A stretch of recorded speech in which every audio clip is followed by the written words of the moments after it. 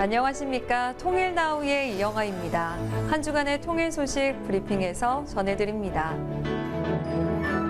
지난 10일 제5회 유네스코 결의말 큰 사전 국제학술 포럼이 개최됐습니다. 이번 포럼에서는 토착어의 지속가능한 발전이라는 주제 아래 결의말의 보존과 계승에 대한 다양한 논의가 이루어졌습니다. 한편 포럼에서 김영호 통일부 장관은 영상 축사를 통해 우리 결의말은 세월을 넘어 남북 주민을 하나로 만드는 힘인 만큼 대한민국 정부는 결의말 큰 사전 편찬 사업이 지속될 수 있도록 뒷받침해 나갈 것이라고 밝혔습니다. 같은 날 통일부는 세계 여아의 날을 맞아 탈북민 모녀와 주한 여성 외교관들을 초청해 간담회를 개최했습니다. 행사를 주재한 김수경 통일부 차관은 탈북 여성들의 생생한 증언을 통해 북한의 참혹한 인권 침해 실상을 널리 알리고 국제사회의 주목과 폭넓은 연대를 끌어내는데 최선의 노력을 기울이겠다고 말했습니다. 이어 각국의 여성 외교관들은 탈북민 모녀가 겪은 남북의 경험과 한국 사회에서 바라는 삶을 청취했으며 탈북 여아의 미래에 따뜻한 격려와 응원의 메시지를 전했습니다. 해마다 100만 톤 가까이 부족하다는 북한의 식량 부족 현상. 최근에는 홍수 등 자연재해도 심각합니다. 수년째 되풀이되는 이유는 무엇인지 한국농어촌공사 김혁 연구원과 함께 북한의 식량 문제와 농업 환경까지 살펴봅니다.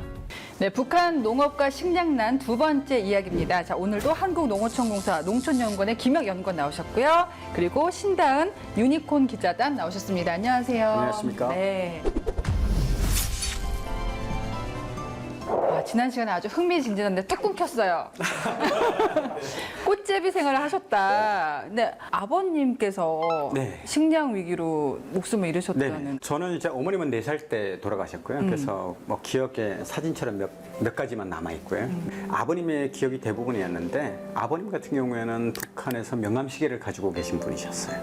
이 이야기는 무슨 얘기냐면 북한에서는 굉장히 엘리트 출신, 김일성한테서 직접 명함시계를 받은 사람. 근데 어쩌다가 아들이 꽃제비가 되나요? 그러니까요. 예. 참 그래서 저희 아버님이 굉장히 속상해 하셨어요.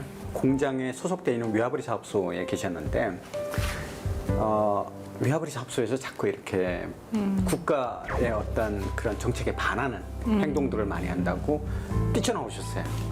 원래 거기 계셨으면 경제 위기를 덜 겪었을 건데 그때 당시에는 굉장히 많은 사람들이 죽어나갈 때였고요. 길가에나 뭐 기차역에 가면 죽어있는 시신들이 많았었고. 전쟁도 아닌데? 네, 그렇죠. 코로나19 때 네. 아주 심각하다고 제가 들었거든요. 평양에서도 식량을 걱정할 네. 정도였다. 그 당시랑 비교하면 언제가 더 심한 것 같으세요? 지금은 아예 게임이 안 됩니다. 예? 90년대가 훨씬 심했습니다. 지금은 거리에 이렇게 누워서 죽어가는 사람들을 보기는 힘들거든요, 오히려. 근데 90년대 당시에는 누워서 죽어가는 사람들이 굉장히 많았어요. 그랬구나. 네. 가족 동반 자살도 많았고요. 예. 청진시는 인구 70만 명의 대도시인데 그 대도시다 보니까 사람이 많잖아요. 그래서 사람들이 결국에는 집을 버리고 왜? 먹을 게 없는 집은 의미가 없는 거예요.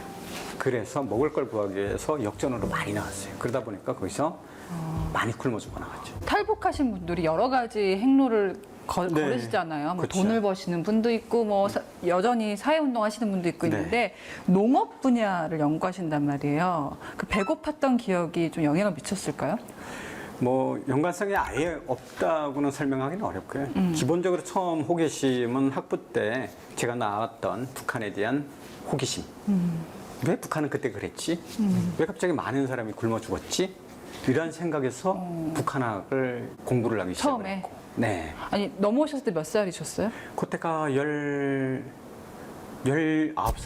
만 18살이죠. 그래서 운전면허증 못 딴다고 했습니다. 생일이 지나서 아기 때 땄거든요. 왔네.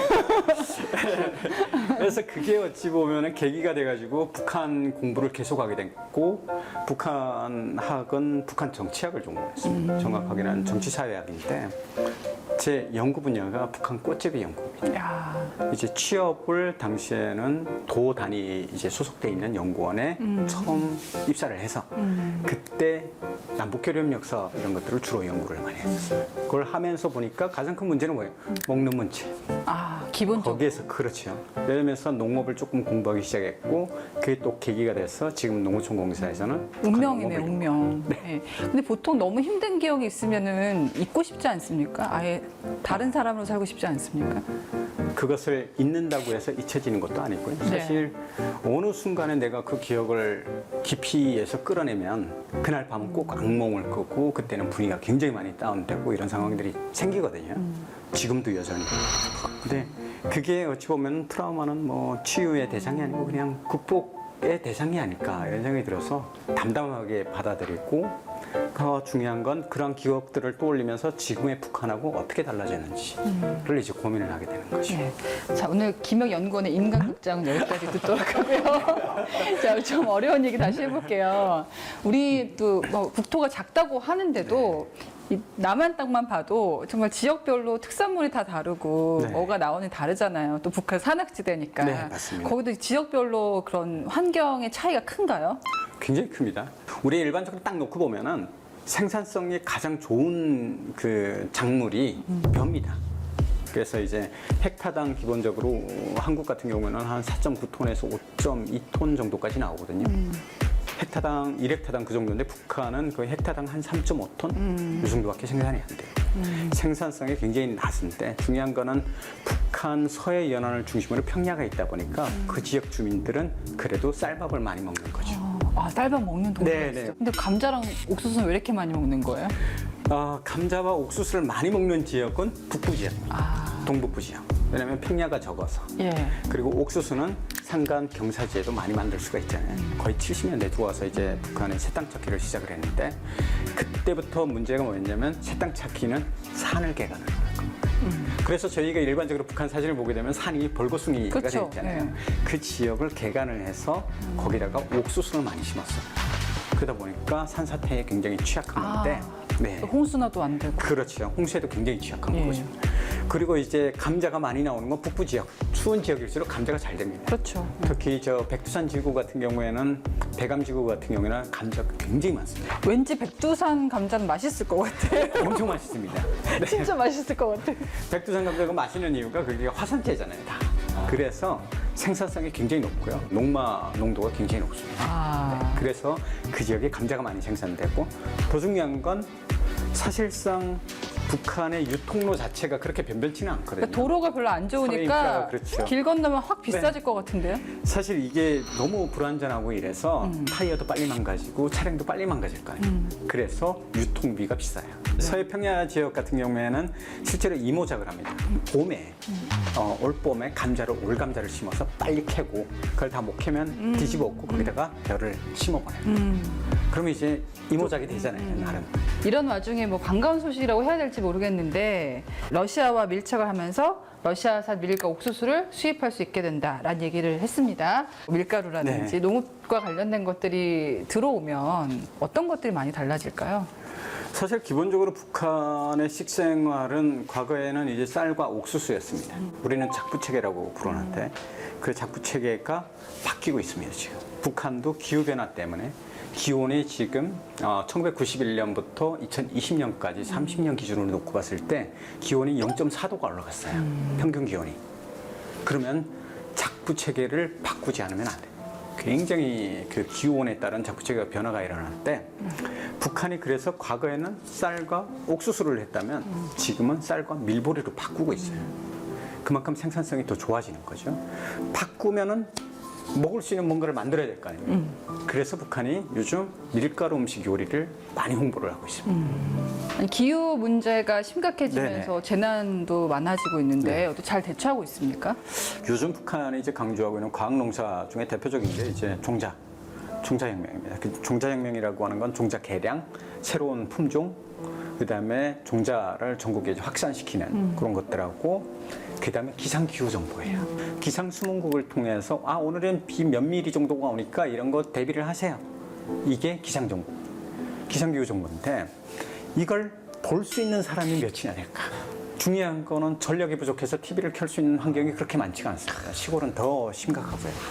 이런 얘기 쭉 들으면 어때요? 우리 식량난이라는 단어가 뭐 없잖아요. 여기 세대 뭐 저희도 없고 어떤 생각 듭니까? 사실 식량난이라는 말이 와닿 쉽지는 않는 것 같아요. 주변에도 그렇고 이제 겪어본 사람이 없다 보니까 상상하기도 조금 어려운 것 같기는 한데 그래도 이제 말씀해 주시니까 조금 아 이런 거구나 하는 대충 감은 잡히는 그런 느낌인 것 같기도 하고 또 개인적으로는 확실히 북한은 이제 각 주민들의 생활이나 생명보다는 당 체제를 좀 강화하고 이러려고 하는 성향이 강하구나 그런 생각이 조금 드는 것 완성적인 식량난이란 말이 어제 오늘 일이 아니고 수십 년 쌓인 그렇죠. 거잖아요. 근데 김정은 체제가 유지되기 위해서도 지도부에서도 먹고 사는 문제를 해결해 줘야 되지 않습니까?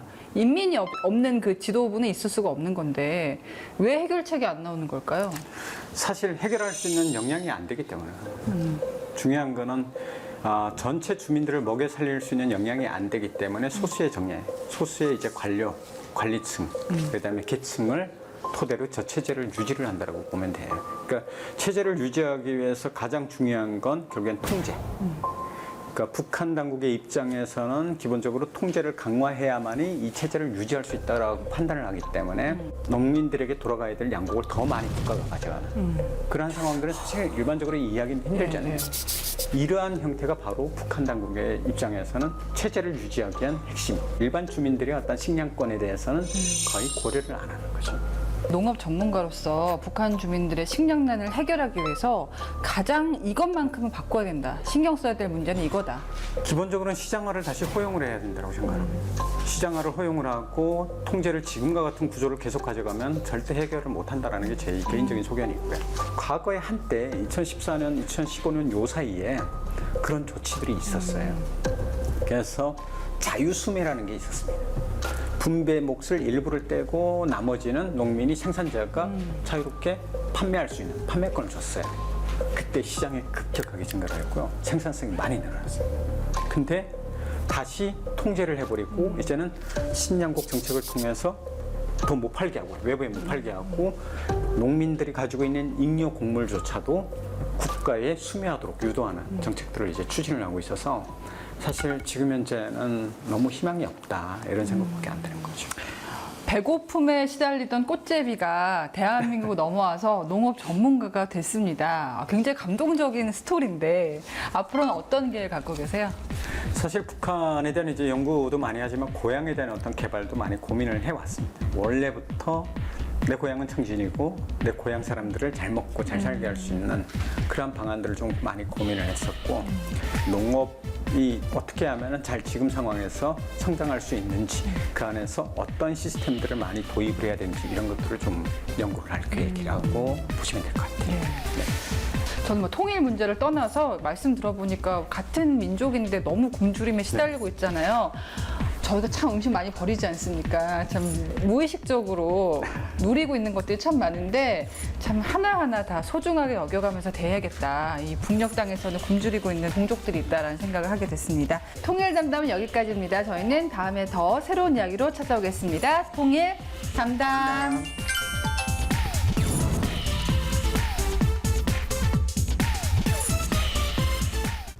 통일부 국립통일교육원은 2030이 바라보는 통일 발표 대회를 처음으로 진행했는데요.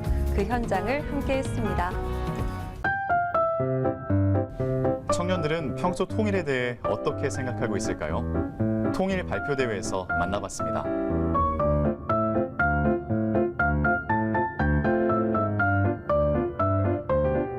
서울 한강 위의 작은 섬, 선유도. 통일부 국립통일교육원이 주최하는 특별한 행사가 공원 야외 원형 무대에서 열렸었는데요. 2030이 바라보는 통일 발표대회입니다. 2030이 바라보는 통일 발표대회는요. 2030 청년분들이 참여하는 무대고요. 통일을 주제로 한 프리스타일 발표 대회입니다. 현재 전문가 심사를 통해서 프레젠테이션, 노래, 뮤지컬, 연극 등 다양한 분야에서 선정된 총 7팀과 함께 지금 이곳에서 결선 무대가 진행이 되겠습니다. 2030의 관심사와 북한의 문화를 접목해 통일에 대한 관심을 유도할 수 있는 방안을 제안했는데요. 2030의 관심사는 무엇일까요? 저는 크게 4가지로 정리를 해봤는데요. 첫 번째, SNS 쇼폼, 두 번째, 팝업 스토어, 세 번째, 다이어트 식품, 네 번째, 두바이 초콜릿입니다. 함께 살던 친구 덕수와의 이야기로 분단의 역사를 1인극으로 표현한 연극. 난 덕수에게 총뿌리를 겨누고 있다. 덕수도 역시 나에게 총뿌리를 겨누고 있다. 우리는 쉽사리 총뿌리를 내리지 못한다. 포탄이 빗발치고 종소리가 들린다! 남북한 산과 계절의 변화를 그림으로 표현한 작품도 눈에 띕니다. 작품을 선보인 후 작가의 발표가 이어졌는데요. 10년 전에 북에서 탈북하게 된 동갑내기 친구를 만나면서 그때부터 사실 통일에 대해 관심을 갖게 되었어요. 사실 그전엔 정말 관심도 없었고 뉴스에 나와도 남의 얘기였는데 친구가 되니까 그 친구가 어떤 생각을 하는지가 많이 궁금하게 되었고 그걸 계기로 이제 북한에 대해서도 통일에 대해서도 다시 생각해보게 되는 계기가 되었는데 중국에서 태어났지만 출생 신고를 하지 못한 사람을 뜻하는 헤이후. 뮤지컬은 탈북 여성이 중국에서 인신매매를 당해 낳은 아이가 헤이후로 불리며 겪는 삶을 묘사하고 있습니다. 우리 마만 탈북 여자, 우리 아반 중국 남자.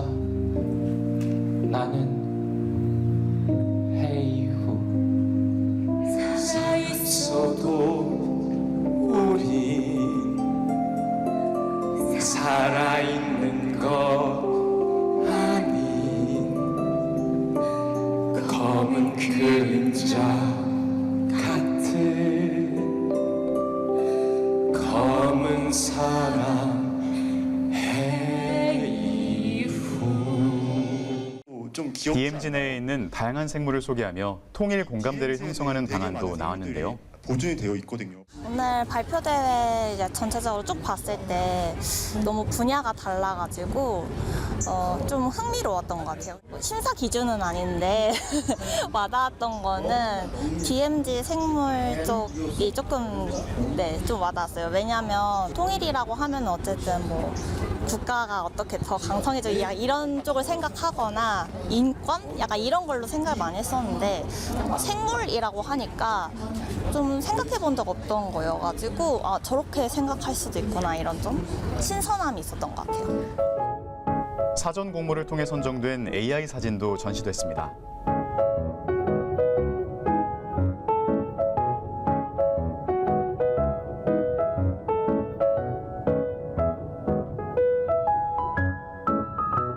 통일이라는 주제가 너무 무겁고 이건 뭐 철학자들이 하는 일이고 정치인들이 하는 일이야 이런 거 말고 통일은 우리 옆에 있고 우리가 어떻게 하는가에 따라서 달라질 수 있다는 그리고 우리가 통일이 주역이 될 수 있다는 그런 느낌을 청소년들 속에 주기 위해서 이런 것들을 조금 더 확대하려고 그런 생각을 하고 있습니다. 통일 발표 대회가 진행되는 동안 공원에서는 체험 부스와 탈북민 토크 콘서트도 함께 진행됐습니다. 발표 대회에서는 중국 체류 탈북 여성의 고통을 창작 뮤지컬에 담은 검은 사람 헤이후가 대상을 받았습니다.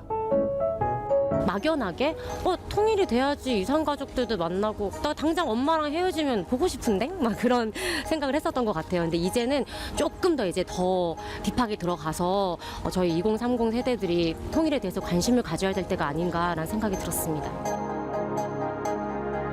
우리가 함께한 2030 통일 발표 대회. 청년들의 이야기가 널리 퍼져나가길 바랍니다. 이상으로 통일 나우를 마칩니다. 시청해주신 여러분